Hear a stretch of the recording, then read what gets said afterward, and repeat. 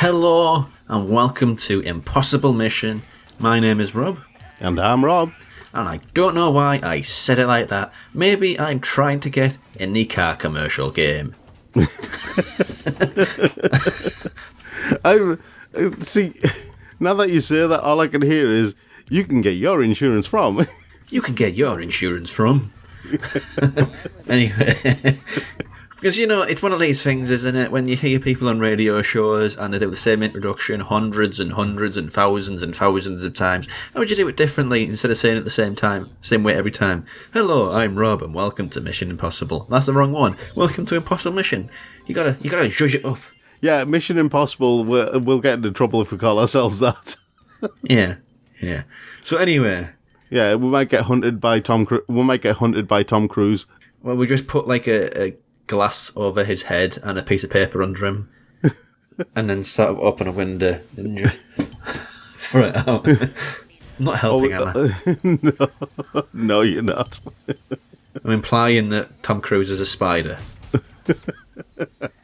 Maybe there was that theory of lizard men, all the high flyers and highfalutin people are lizard men, so maybe. Weirdly enough, I quite like Tom Cruise, and I'm not saying that because there's a potential of us being hunted by him. I quite like him because regardless of what his personal beliefs are, he doesn't tend to turn around and throw them in your face. And I've got to say, the fact that he's willing to do his own stuff at his age and with the risk involved, I mean, that scene where he broke his foot jumping from one roof to the other, but still carried on. You can see him hobbling off the screen before he collapses in pain. I'm like, okay, I have to applaud the man there. You know? Right. So, how do we segue out of that one? See, we're doing this new thing because once upon a time it was like, hello, welcome, Impossible Mission, right, let's talk, no fraternising. But now, yeah, it was kind of limited, so, we're doing like a cold open these days. Yeah. If you've not noticed. A while ago, last year, in fact, we predicted that there was going to be a drought coming. A drought of games, that is. It's a fairly safe prediction, wasn't it? It's not like we're going to go and... Yep.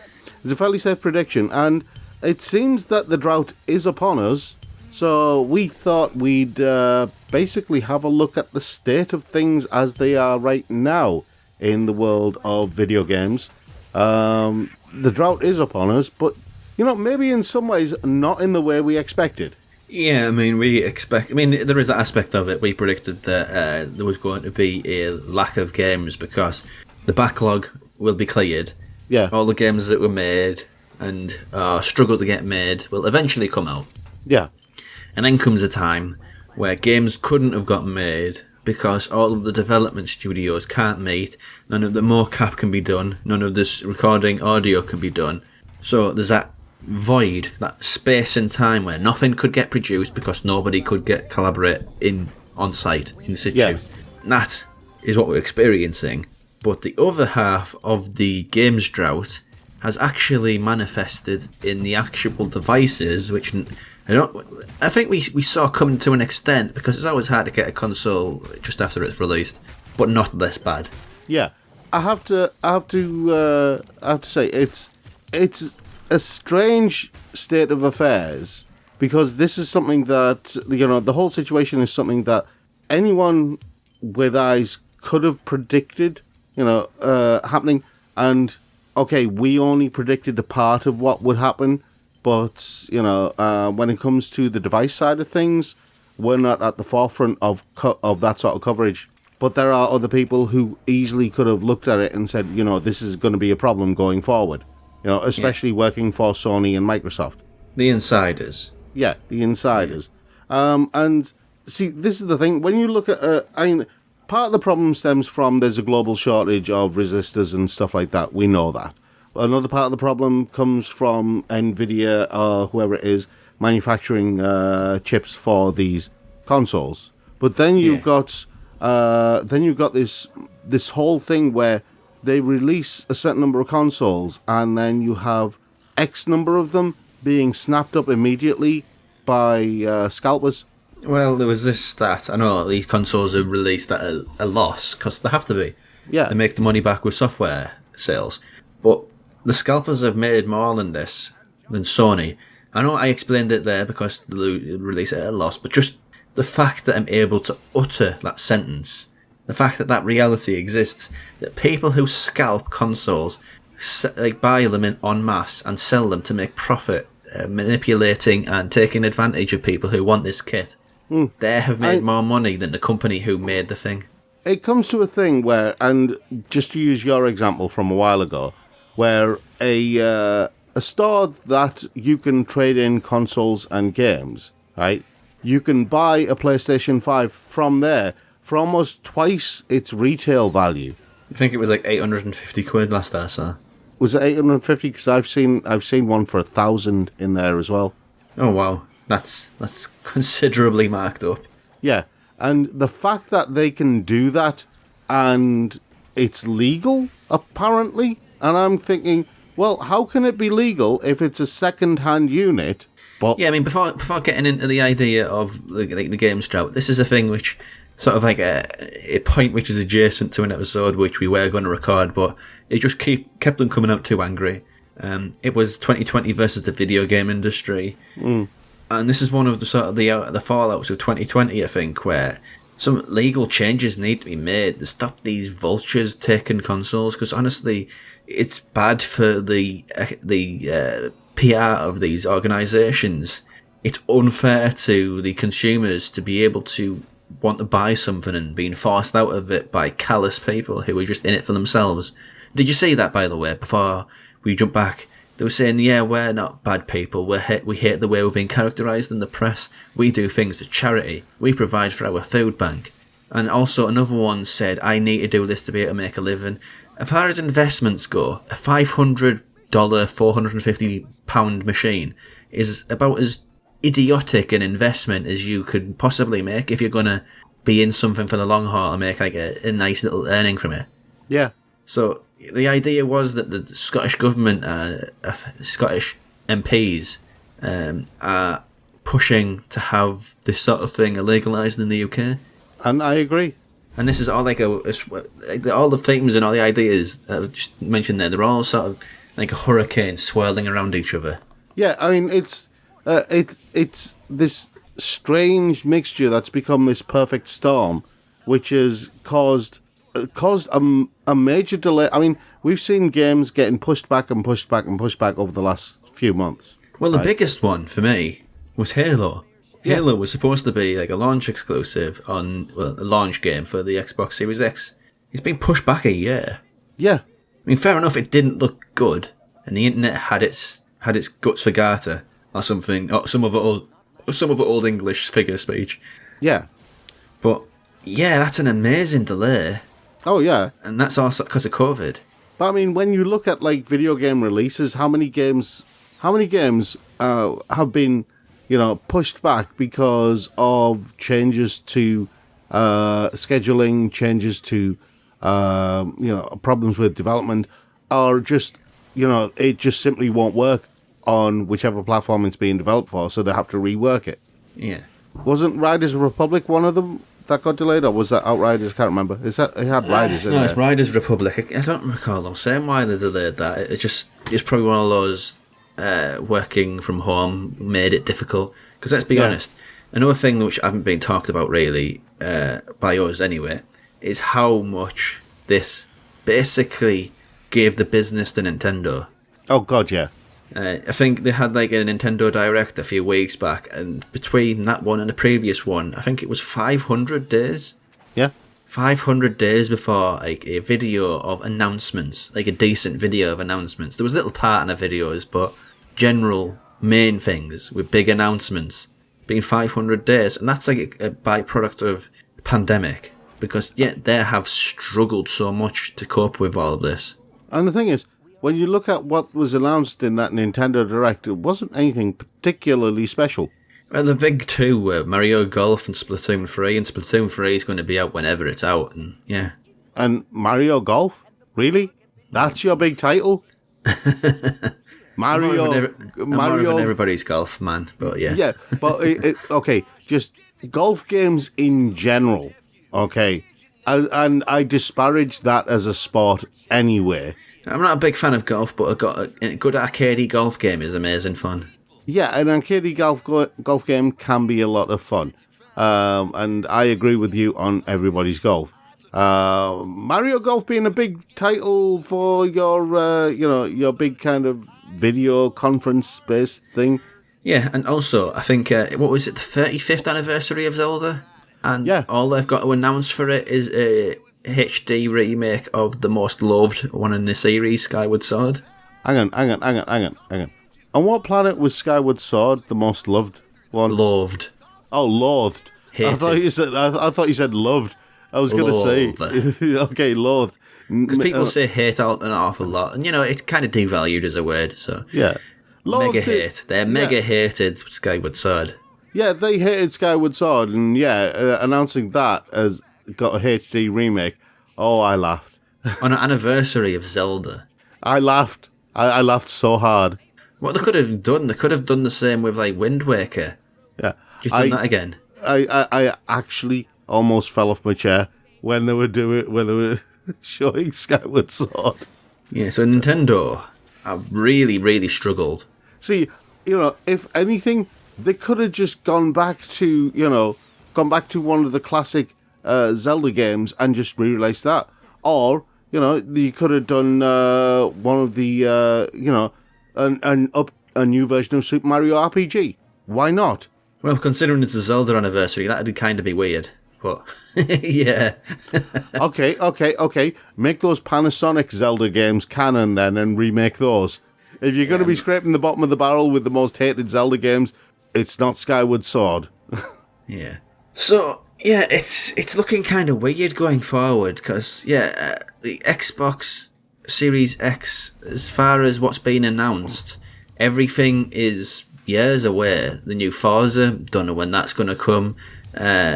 Halo later this year. Fable, I don't know. Perfect Dark, I don't know. So really, it's got to this point where, at least with Xbox, I'll get a PlayStation in a minute, where why bother? Yeah. Because everything has been so damaged and so pulled back that you could get one in about 2 years, and it would probably be about the right time to do it because there'd actually be games being released in a sort of semi-regular rhythm that they were promised when they were promoting these things. Yeah. And PlayStation, we've got Ratchet and Clank, Returnal, Crash Bandicoot 4. No, that's already out, isn't it? So is it? Yeah. Is that already out? It's been out a while. But yeah, Ratchet and Clank and Returnal. Oh no, the PS5 version of that isn't out yet. That's just an update, yeah. Yeah. But yeah, there's like 2 games. That's not justifying like a purchase of a £500 machine. Oh, there's the Miles Morales Spider-Man. Yeah, well, that's already out. I'm on about coming up. Oh yeah. So it's kind of weird. You could get one, but there's not really anything to play in it, and there's not going to be for a good while. But you can, but, and I'm gonna do a different voice for this. But you can play your PlayStation 4 games on your PlayStation 5. It's worth getting for that. Can I burn my ears off, go to the ear shop and get some new ears? Because I think that voice, my ears have been sullied. That was the whole idea of that voice. I don't want these ears anymore, Rob. But you know that voice. If only there was an ear shop, I'd be right there, front of the line. But yes, that voice is the voice of so many people who say exactly that, and have said that to me, and quite literally, oh, you can play all your PlayStation 4 games on your PlayStation 5, so it's worth getting one. And my retort to that is, I can also play all my PlayStation 4 games on my PlayStation 4 Professional. Why would I bother paying the excess money to buy a PlayStation 5? But the thing is, to play the one game that I can play on it at the moment, which is Spider-Man. Yeah, it's a get out of jail free card, that, isn't it? It's sort of, there's nothing coming out for it, but you can play all this old stuff and it looks slightly better. It's basically the the best worst case scenario for either of them right now. Yeah. Oh, your old stuff looks slightly better and loads a bit quicker. Yeah, but You don't get a new console because something loads slightly quicker. You get a new console because that first day when you get it, and you got that excitement. I mean, look, talk about when you're a kid here. You got that excitement. You got a new machine, and you can't wait to play it. You can't wait to see how much better it is than the previous one, and you want that excitement to be filled by. Yes, but you can play the old games on it, and it looks slightly better and quicker. There's just no excitement to it whatsoever. It's just such an anticlimax, and the Games Drought is the cause of that. Yeah, and the weird thing is, because of the lack of consoles going around, it's not worth developers rushing to get games finished. It's not worth their time because really. they're not going to meet the sales targets. There are so few consoles that have been sold. In terms of numbers, in terms of propagation, and in terms of just how much of the population have either a PlayStation 5 or an Xbox Series X or S, regardless, right? In terms of that, it's not worth any developer's time pushing themselves, killing themselves to get a game out because it's not going to make them that much money. And by the time that enough people have, one or both of these consoles to make that viable, most people are going to have forgotten the game that they put out all that time ago anyway. So what's the point in putting a game out then when they can just delay it until more people have the console and then it becomes financially viable? That's why we've only really had 2 next-gen exclusives, I think. Demon Souls and the Medium. Yeah. Everything else has been cross-gen. Yeah. Because they have to. Exactly. And, At the end of the day. And that's the thing. Okay. Demon Souls, it's not a bad game. It's not a console seller. No. It was for a lot of people. The community who loves that sort of demon dark. The community who likes the whole Soulsborne type game. System seller to them, but for everybody else, nah. Yeah. And the Medium even less so. It's probably got the interest of a lot of people who like horror games, but it's kind of like a C-grade horror game, not like a major one. Yeah, and again, you're talking horror. Horror has always been a niche area of video games. A popular one, but still niche. Yeah, I mean, look at the release in Resident Evil 8 on the original, or the old consoles, and I think that's going to look terrible, frankly, but... Yeah. All those ridiculous tall lady memes will look terrible in previous gen. Did you not see that? When they released the trailer for Resident Evil 8, the whole internet went, tall lady is tall, lol. Yeah, I think, okay. See, I never understood that whole tall lady is tall thing. I'm looking at her and I'm going... Okay, yeah, I'm terrified of her. I don't know why the internet loves her so much. I'm actually scared of somebody that big who could crush me with one hand. 9'6", apparently.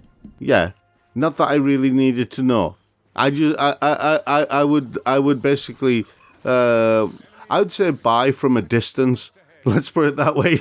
I would be literally on the next mountain waving bye-bye and then taking the next flight away. Yeah. But let's just wrap it up on this, I think.